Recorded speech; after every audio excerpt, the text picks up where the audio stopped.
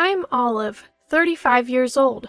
Since graduating from college, I've worked as an office clerk in the fashion industry. I've always been committed to my job, and it's been like my romantic partner. I climbed the corporate ladder quite smoothly because I love what I do. However, working in a predominantly female company meant fewer chances to meet someone, so my love life was rather limited. Once I hit 30 and saw everyone around me getting married and having kids, I decided to sign up for a dating service. That's how I met George. From the first date, George was laid back and easygoing, the total opposite of me, who's always in a hurry and rather impatient. At times, I thought he was a bit unreliable, but then I realized that's something I can handle. I decided that George could fill the gap where I lack easygoingness and chose to marry him.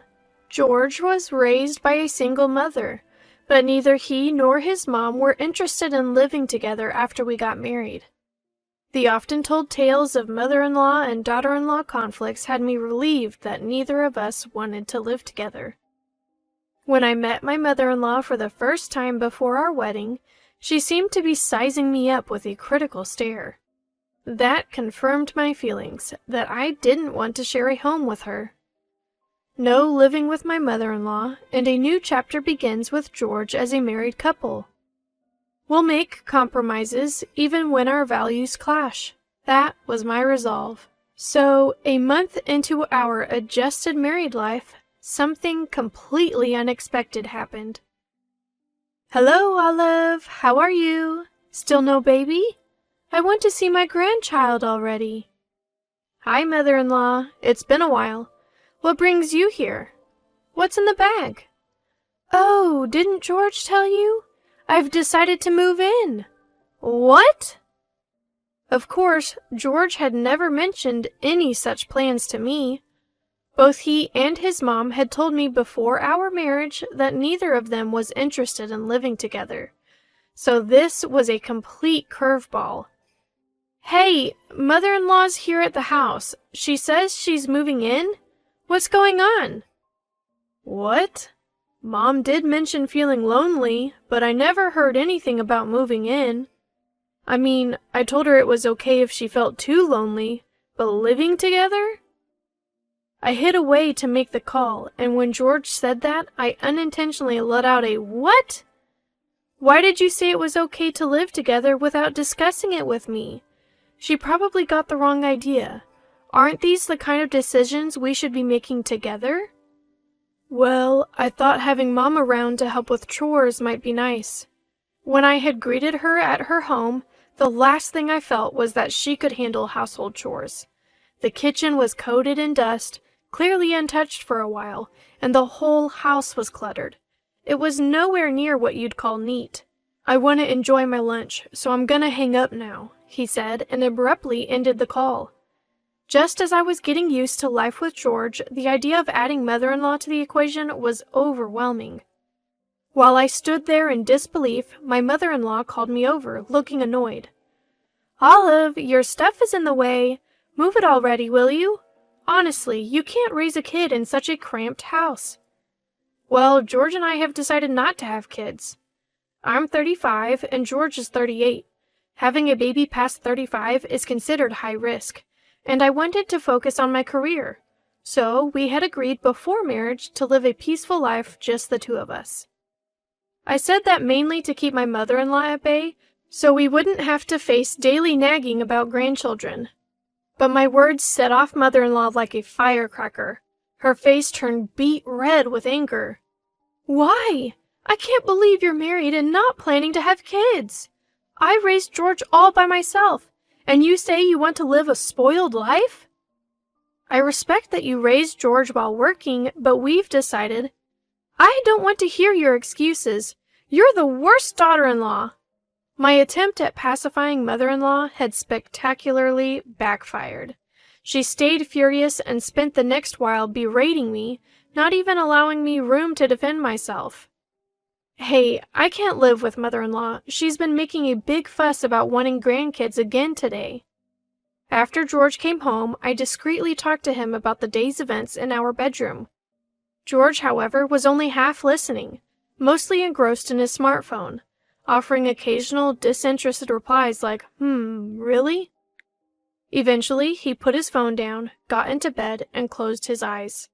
George, are you even listening? I was listening, but Mom's lonely, so what can you do? I owe her for raising me as a single mother. I want to repay her kindness. So, Olive, you'll have to put up with it for a bit. My annoyance flared up at George, who, claiming he was tired from work, quickly drifted off to sleep.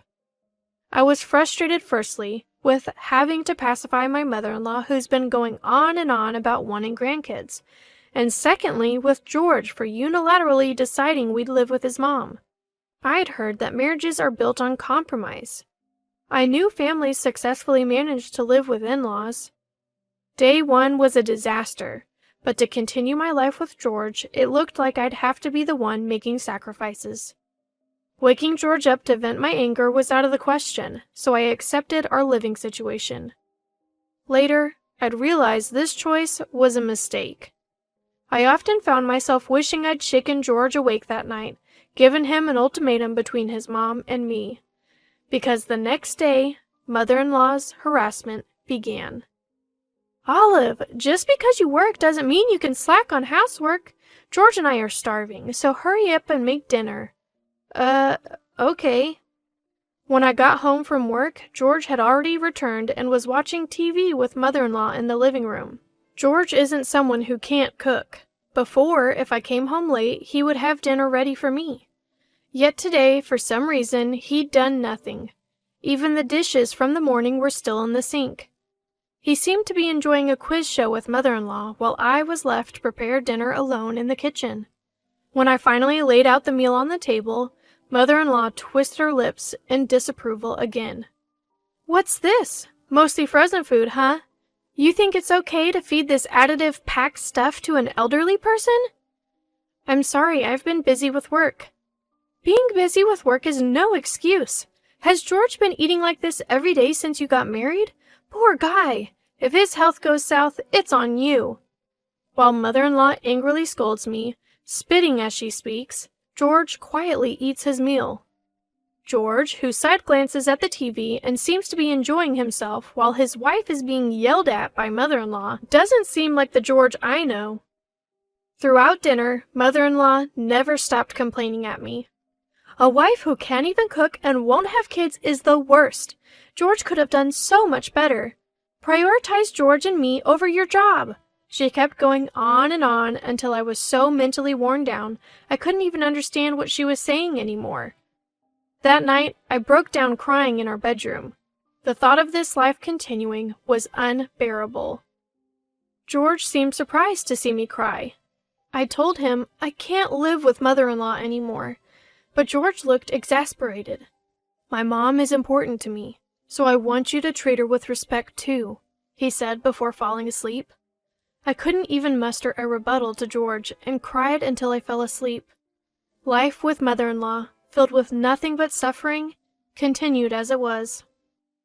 George doesn't have to do a thing. Housework is a wife's job.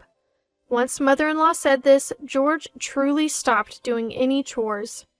I continued to juggle work, household tasks, and being yelled at by mother-in-law. When mother-in-law found out George and I had separate finances, she started demanding money from me. You're my son's wife, so giving me an allowance is your natural duty. She demanded money with this ridiculous reasoning. I was so tired of being yelled at that I just gave her the money, thinking if it could be solved with cash, so be it. My home no longer felt like a place to relax. When heading back home after work, my feet felt as heavy as lead. I spent days wondering how long this life would continue, feeling utterly hopeless. Then, a pivotal incident occurred. I'm home. What's going on? Come here for a second.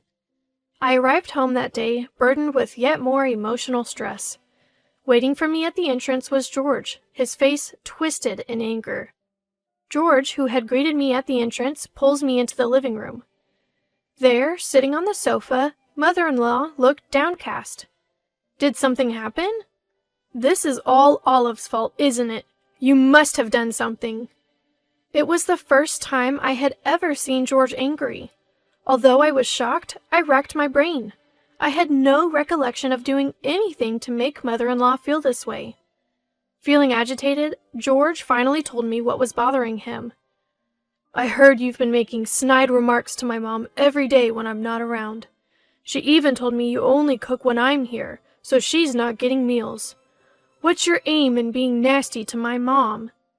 I was dumbfounded and couldn't speak. George had fallen for the lies mother-in-law had fed him. It was mother-in-law who had been making snide comments when George wasn't around, even complaining about the food like, "Isn't this too salty? It looks awful." Yet I had never stopped serving meals. I was certain I had fulfilled all of mother-in-law's demands. "I haven't done any of that. I cook even when you're not here, and I've never made any nasty comments." "Stop lying." As George scolded me, mother-in-law looked over his shoulder at me and grinned slyly. George had decided that I was lying and took mother-in-law's words as truth. Looking at George like this made me feel like my head would explode. Maybe this is what people mean when they say they've woken up. As George continued to rage, he snapped at me. "Get out! Go back to your parents' home and reflect on yourself." Sure, I'll reflect. I really had to reflect. I had to reflect on why I had been wearing myself thin serving people like this. I quietly packed my things and left the house. When I got to my parents' house and explained the situation, they were shocked at my appearance. I hadn't realized it, but the stress from living with mother-in-law had caused me to lose a significant amount of weight. Holding me in her arms, my mom cried, "I wish I had never approved of this marriage." My dad said, "You don't ever have to go back." Luckily, my parents' home was a commutable distance to my job, so I took them up on their offer and started my life afresh at their house. Every now and then, I'd get an email from George checking in on me, but I left them all unread. As I worked hard and relaxed at my parents' home, I felt like I was breaking free from the brainwashing. I used to think that to keep my marriage to George, I had to endure whatever mother-in-law said. But a marriage with a husband who prioritizes his mother over his wife is not worth keeping. It took quite some time before I could look back and laugh at what a fool I'd been. Have you cooled your head yet? Yes, I feel much clearer now. Thanks for sending me back to my parents. Months passed, and I returned to the house where George and mother-in-law lived. George was waiting at the front door. I smiled and headed toward the living room. Mother-in-law was seated, glaring at me as I entered. "You're late! Being away this long is unacceptable for a wife. You owe George and me an apology for what you've done and for leaving this house unattended." Mother-in-law spoke loudly, and George agreed as he sat next to her. Without sitting down, I pulled out some documents from my bag. "I won't apologize. However, I don't want to make either of you uncomfortable anymore, so I've prepared this." Both George and mother-in-law's eyes widened when they saw the papers I placed on the table. The document was a pre-filled divorce application. Divorce? Hold on, Olive. I never thought about divorcing if you just apologized to my mom. Don't get it twisted. I'm the one who wants to divorce. I'm tired of being yelled at by mother-in-law every day and being treated like a maid. I thought I was doing it all for you, George, but it seems you care more about your mom than me. I don't see the need to value someone who doesn't value me. I realized that after clearing my head at my parents' house. I expected George to be shaken. However, I was surprised to see mother-in-law trembling as well. "Now, Olive, calm down. Divorcing is a hasty decision. Maybe I've been harsh on you, but it's not that I hate you. I just wanted you to become a respectable wife." "I don't want to become a respectable wife as you see it, so thanks, but no thanks. What's making you so nervous? Is it because you had a hard time without your free and limited housemaid for these few months?" Mother-in-law couldn't argue with my statement. The house I'd kept clean despite all of mother-in-law's criticisms was a mess after just a few months of my absence. Clearly, housekeeping wasn't mother-in-law's strong suit. I came here today to deliver the divorce papers. If you're not willing to agree to the divorce, I've decided to consult a lawyer. Please mail it back as soon as you've signed. Goodbye. I left George and mother-in-law, both looking pale and downcast, and walked out of the house. Finally saying what I needed to say, I felt refreshed as I headed back to my parents' home. Shortly after, George promptly mailed me the completed divorce papers. I easily got my divorce and returned to a life where work is my primary relationship. I'm truly happy living life on my own terms now. As for George and mother-in-law, they seem to be living quietly in their dust-filled home. When I told the matchmaker who had set us up about our divorce, I was shocked to hear that George had re-registered with the dating service. He's apparently looking for a new housekeeper, but given his age and divorce history, his search for a life partner isn't going well. I had resigned myself to staying single forever after the ordeal, but recently a younger colleague told me he's interested in dating with marriage in mind. I'm unsure what to respond, but the truth is, I'm growing fond of this adorable, puppy-like person. We're in the stage of going on dates, and I have a feeling I'll end up being swept off my feet by this colleague. Here's hoping this marriage works out better than the last.